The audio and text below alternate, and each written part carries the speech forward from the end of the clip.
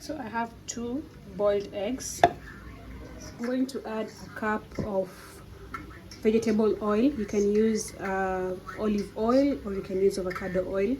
I'll be adding in a tablespoon of apple cider vinegar. You can still use the other white vinegar. Now I'm going in with half a tablespoon of salt. And I'll also be adding the same amount of sugar. I'm adding just a pinch of black pepper. So when yours comes out watery, the problem is maybe you've not added vinegar. So make sure you add either vinegar or lemon so that it comes out thick.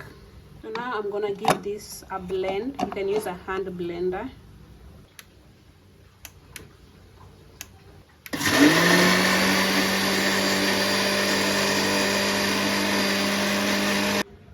So for me, the trick usually is if it comes out watery, add in more vinegar. So you're going to add another tablespoon of vinegar. If it's coming out watery, you again add another tablespoon of vinegar until you get the right consistency. And so if you're using a measuring cup, I use 1 cup of oil to 15 mils of vinegar here.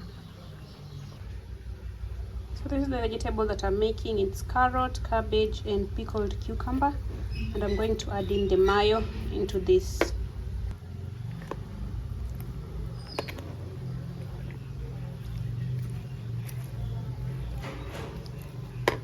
And now you're good to go.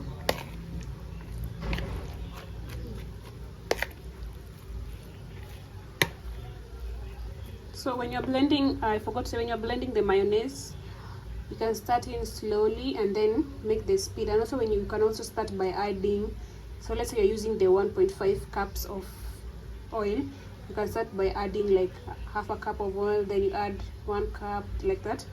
So you can add the oils gradually. If you're looking for like a very, very thick texture, you can add the oil gradually, and then you can increase the vinegar up to 2 tablespoons of vinegar.